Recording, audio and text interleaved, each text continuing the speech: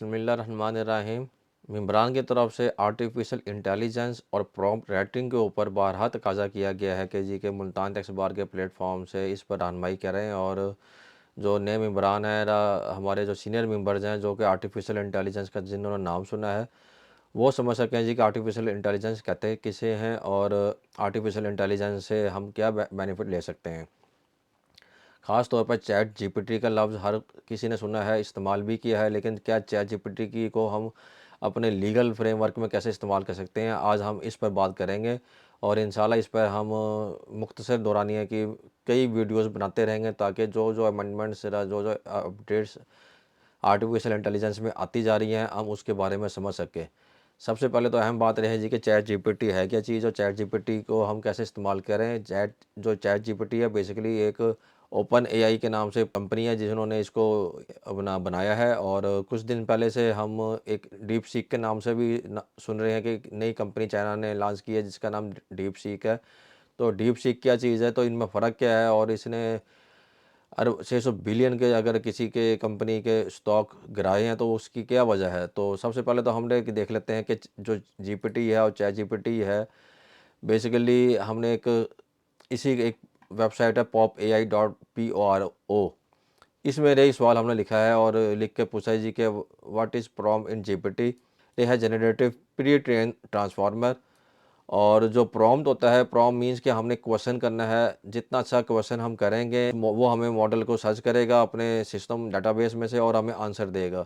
तो बेसिकली ये एक तरह का ऐसा ही है जैसे कि एक इन दो इंसान आपस में बात कर रहे हो और एक शागिर्द अपने उस्ताद से बात कर रहा हो। तो जो उस्ताद का नॉलेज होगा वो उसको अगर शागिर्द जितना अच्छा सवाल करेगा तो उस्ताद की तरफ से उतना ही अच्छा उसको जवाब मिलेगा। तो जो प्रॉम्प्ट है, जो हम क्वेश्चन लिखते हैं इसके अंदर कि हमें क्या चीज़ चाहिए, जो हमारी प्रॉब्लम है उसे हम प्रॉम्प्ट कहते हैं जीपीटी में। और चैट जीपीटी और डीप सीक में क्या फ़र्क है वो मैं बता दूं। दोनों एक ही काम कर रहे हैं, दोनों का पर्पज़ एक ही है। और चैट जीपीटी जो है इसके पीछे जो बैक एंड पर जो हार्डवेयर इस्तेमाल हो रहा है वो बहुत महंगा था, कॉस्टली था। और इसके पीछे एनवीडिया एक कंपनी है जो कि हार्डवेयर ग्राफिक्स कार्ड वगैरह बना रही थी ताकि जो कैलकुलेशंस जो अरब मिलियंस और बिलियंस में जो कैलकुलेशंस हैं वो इन सेकंड्स ज़रा बहुत ही मुख्तसर वक्त में हो जाए। तो बेसिकली चैट जीपीटी है वो जो उसका जो कोड है वो ज़रा कम्प्लेक्स था और उसके पीछे हार्डवेयर हमें बड़ा कम्प्लेक्स चाहिए था जो कि उस कोड को हैंडल कर सके। अब इसी तरह जब डीप सीक आया है, डीप सीक ने ये मौत जो थी डिपेंडेंसी एनवीडिया कंपनी के हार्डवेयर पर ख़त्म कर दी। और इसने कहा जी कि जो उसने मॉडल बनाया है उसने अपना एल्गोरिथम बनाया है वो जीपीटी का इतना सादा है कि उसके पीछे सादा अल्फाज में कहें तो एक सिंपल सिस्टम चाहिए हमें जो इन कम्प्लेक्स एल्गोरिथम को हैंडल कर सकेगा। और सेम जो काम चैट जीपीटी कर रहा है वो हमारा मॉडल अच्छे अंदाज में वही काम कर सकेगा। इसकी मैं मिसाल दूंगा जी कि एक काम के लिए आपको ट्रालर चाहिए और दूसरे काम के लिए आपकी जो सुजुकी मेहरान है वही वो काम कर रही है। तो जो कॉस्ट है ट्रालर को ख़रीदने के लिए और सुजुकी मेहरान को ख़रीदने के लिए, तो ये बेसिकली इन दोनों में फ़र्क है, चीज़ दोनों में सेम है। अब हम आते हैं कि जो प्रॉम्प्ट राइटिंग है रे इसकी जो जीपीटी होता है इसकी जान होती है। और प्रॉम्प्ट के अंदर आपने जो क्वेश्चन फ्रेम करना है वो ऐसा फ्रेम करना है कि आसानी से वो समझ सके और आपको प्रॉपर रिस्पॉन्स कर सके। अब मैंने इसको कहा है जी कि अपने पहले से कि हमें 5 कोई कम्प्लेक्स प्रॉम्प्ट एग्जांपल्स बना के दो, इनकम टैक्स ऑर्डिनेंस की और सेल टैक्स एक्ट 2 1990 की, कि हम अगर कोई सवाल करना चाहें और प्रॉम्प्ट बना कर हम आंसर क्वेश्चन करें तो हमें क्या आंसर मिलेगा और क्या वो आंसर हमारी जो एक्सपेक्टेशन है जो हमें रिक्वायर्ड है क्या उसके मुताबिक भी है कि नहीं है। सबसे पहले तो उसने मुझे इनकम टैक्स का एक सवाल बना के दिया है कि explain the provision related to corporate taxation as outlined in the income tax ordinance 2001, focusing on tax incentives available for tax businesses and the conditions under which these are applicable। अब रही सवाल मैं पूछना चाह रहा हूँ अपने सिस्टम से। मेरे पास एक अपना इनकम टैक्स ऑर्डिनेंस जो है, सिंपल इनकम टैक्स ऑर्डिनेंस, क्योंकि हमारे पास अभी लीगल फ्रेमवर्क ऐसा नहीं है जो ट्रेंड हो, जिसके पीछे डाटा मौजूद हो जो हमें आंसर कर सके पाकिस्तान के लीगल कॉन्टेक्स्ट में जिसमें इनकम टैक्स कानून के ऊपर सवाल किया जाए। तो एक वेबसाइट है, इसको मैंने पर्सनली खुद इसमें थोड़ा सा ट्रेन किया है और इसमें मैंने जो इनकम टैक्स ऑर्डिनेंस है इसको बैकएंड पे मैंने रखा है। तो ये पुई डॉट कॉम के नाम से है और एक कोरा डॉट कॉम है, ये इसका चाइल्ड प्रोडक्ट है। और इस पे मैं सर्च करता हूँ इनकम टैक्स ऑर्डिनेंस का, एक मैंने बोर्ड बनाया है। इस बोर्ड पर हम यही सवाल करेंगे जी कि इनकम टैक्स, ये है मेरा इनकम टैक्स ऑर्डिनेंस 2001 पीके। और इसका जो पर्पज़ है बेसिकली बोर्ड बनाने का, कि ये हमें जो सवाल का आंसर करेगा वो इनकम टैक्स एक्सपर्ट के तौर पर हमें आंसर देगा। और ये Multan tax bar dot com की तरफ से एक अपना इस पर काम रिसर्च की गई है कि हम कैसे अपना एक इनकम टैक्स के ऊपर बोर्ड बना सकें। क्योंकि चैट जीपीटी हो गया या डीप सीक हो गया, इसके अलावा जितने भी क्लाउड है या जिमिनी है, ये सब जीपीटी के मॉडल्स हैं जो मुख्तलिफ कंपनीज ने बनाए हैं। ये सब में क्योंकि इसमें डाटा चाहिए, डाटा जो होगा वो यूज़र जो हम जो इसको इस्तेमाल कर रहा है वो उसके मुताबिक मॉडिफाई या अपने आप को ट्रेन करता जाएगा। बेसिकली जो आर्टिफिशियल इंटेलिजेंस और मशीन लर्निंग का बेसिक पर्पज़ ही रही होता है जी कि एक बच्चा जैसे आंखें खोलता है और फिर जिन सीखता है, तो इसको भी ऐसे ही उन्होंने डाटा दे दिया है और वो जो मॉडल होता है एक बच्चे की तरह सीखता है। सीखते सीखते जब आपके वो सवालों को समझना शुरू करता है, आपके मिजाज को समझने लगता है और फिर उसके बाद आपको जो बेहतर आंसर, बेहतर आपके मिजाज के मुताबिक, आपकी रिक्वायरमेंट के मुताबिक जो आंसर चाहिए वो आप गलतियों से, उसकी निशानदेही से वो सीखता सीखता एक एक्सपर्ट बन जाता है। तो बेसिकली ये जो पुई डॉट कॉम है, ये हमें सर्विस देता है जी कि हम अपना कोई डाटा देकर भी इसमें इनसे उसका आंसर ले सकें। और 3000 इसमें टोकन है वो पर डे फ्री हैं, और जो हमने सर्विस इस्तेमाल कर रहे हैं वो क्लाउड की इस्तेमाल कर रहे हैं जिसका 337 की कॉस्ट है। इसके अलावा भी अगर मैं चाहूँ तो कोई भी सर्विस ले सकता हूँ, इसमें कोई पाबंदी नहीं है। इसमें मैंने क्या करना है कि सिंपली मैंने एडिट करना है और एडिट बोर्ड करके पीछे जो इंजन है मैंने वो चेंज करना है। अभी मैंने क्लाउड 3.5 सोनेट इस्तेमाल किया हुआ है, ये टोकन मैक्सिमम ले रहा है क्योंकि इसकी वजह ये है कि ये एक दी बेस्ट जो मॉडल है क्लाउड वालों का है। GPT-4 भी मुझे अवेलेबल है, इसी तरह जिमिनी है, ग्रॉक है, जितने भी जीपीटी, चाहे GPT-4 लेटेस्ट। लेकिन मुझे जो पसंद आया है वो क्लाउड आया है सोनेट, क्योंकि इसका जो आंसर है वो बहुत ही कम्प्रिहेंसिव होता है और वो जो किताब है हमारी, उस किताब में से छुपी हुई चीज़ें भी निकाल कर हमें एक्सप्लेन करता है। अब अगर ये सवाल जो हमने वहाँ पूछा था, अगर मैं अपने अपनी बुक से इनकम टैक्स ऑर्डिनेंस से पूछूं कि जी कि हमें इसका जवाब दें कि कौन सी, कि इनकम टैक्स जो अवेलेबल प्रोविजंस है कॉर्पोरेट टैक्सेशन के लिए वो क्या हैं, तो इसमें हम देखते हैं जी कि हमें क्या आंसर आता है। ये इसके पीछे मैंने जो बुक, जो हमारी इनकम टैक्स ऑर्डिनेंस की और रूल्स जो है वो मैंने अटैच किए हुए हैं।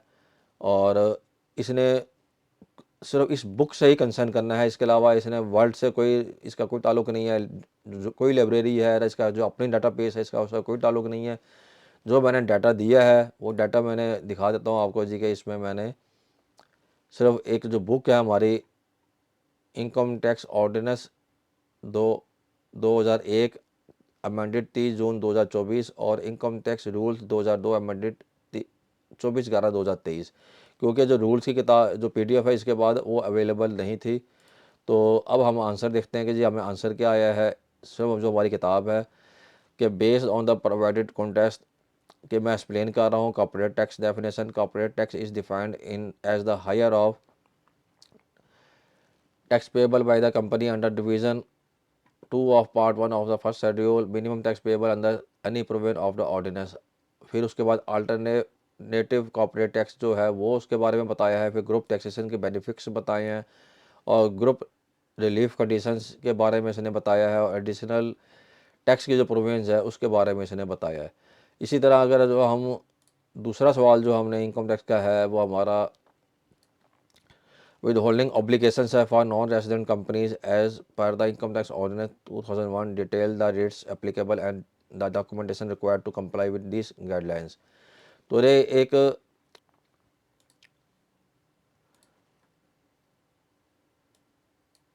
जी, ये बिल्कुल अब दोबारा नॉन रेजिडेंट वाला सवाल हमारा आ गया है और इसकी नॉन रेजिडेंट की विद होल्डिंग की जो प्रोविजंस है लॉ के अंदर, उसके बारे में हमने पूछा है और डॉक्यूमेंटेशन के बारे में पूछा है। तो बुक के अंदर उसे जो मिलेगा तो बुक के अंदर से ही हमारी इनकम टैक्स ऑर्डिनेंस की किताब से ही उसने बताया है जी कि based on provided context withholding tax obligation for non-resident companies, documentation required for non-resident company, the following basic documentation is required. और फिर नोट उसने दे दिया जी कि the provided context does not specify the exact withholding tax rates applicable to different types of income. These are typically detailed in other sections of the income tax ordinance or through separate notification. और फिर इसके बाद एक हमारा income tax का तीसरा सवाल है, उसके बारे में हम इससे पूछते हैं जी कि evaluate how agriculture income is treated under the income tax ordinance 2001 के इनकम टैक्स जो ऑर्डिनेंस के अंदर एग्रीकल्चर इनकम को कैसे एवोलेट करना है, तो देखते हैं जी. डेट अप्लाई, ठीक है. Agriculture income derive by a person is completely एजम from tax under the income tax ordinance 2001. देखें रे उसने बेसिक एजम्पशन उसने हमें दे दी है. हमने सवाल किया था जी कि हमें बताएं एग्रीकल्चर इनकम को कैसे हमें ट्रीट करना है इनकम टैक्स ऑर्डिनेंस के अंदर, और describe the criteria for determining agriculture income and any special exemptions और डिडक्शंस दैट अप्लाई. फिर डेफिनेशन ऑफ एग्रीकल्चर इनकम उसने बताई है जी कि ordinance defines agriculture income as any rent. रे जो हमारी डेफिनेशन दी हुई सेक्शन 41 में वो सारी की सारी उसने ट्रांसप्लेन कर दी है. फिर special tax rate apply on gross agriculture income exceeds 80,000, उसके बारे में उसने बता दिया जी कि प्रोग्रेसिव टैक्स रेट 7.5 लाख. फिर उसके बाद जो रेट दिया गया था एग्रीकल्चर इनकम का एग्रीकल्चर टैक्स के अंदर, तो वो भी उसने पुराने रेट्स के बारे में भी बता दिया. इसका सोर्स क्या है, इसका सोर्स जो कानून की किताब का सफ़ा है वो भी उसने निकाल दिया है, और यहाँ से आप इसको कॉपी कर अगर किताब में जाएंगे तो सर्च करेंगे तो आपको एग्जैक्ट उसकी जो प्रोविजन है किताब में या पीडीएफ के अंदर उसकी जगह है वो मिल जाएगी.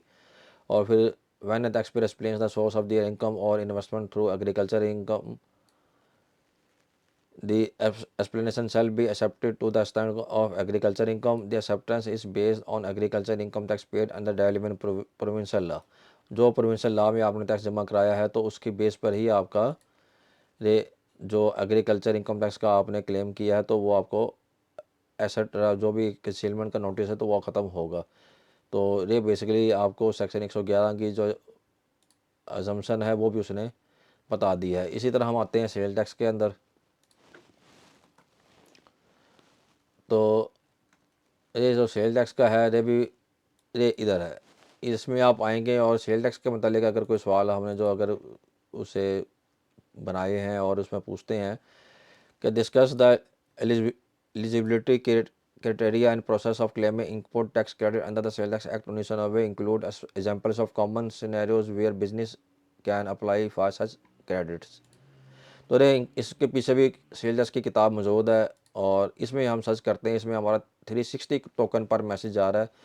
इस हिसाब से देखा जाए तो 3,000 टोकन है हमारे पास, और 3,000 का मतलब है जी कि अगर इतना हम डीपली हाई लेवल का जीपीटी इस्तेमाल करेंगे तो हमें एक दिन में 7 से 8 सवाल उसे पूछ सकते हैं. और मेरे ख्याल में इतने सवाल काफ़ी होते हैं. अगर आपने इसे हल्का जीपीटी इस्तेमाल करना है तो अपना मॉडल को पीछे बैकएंड पर जाकर इसको सोनेट की जगह हेको कर सकते हैं, या कोई और आप चैट जीपीटी या कोई जिस पर 20 टोकन 30 टोकन 50 टोकन भी पर डे हैं, लेकिन वो उसकी जो परफॉर्मेंस है वो इतनी परफेक्ट नहीं होगी. अब जो सवाल किया था हमने इनपुट टैक्स के बारे में को इसने आंसर कर दिया है किताब रे.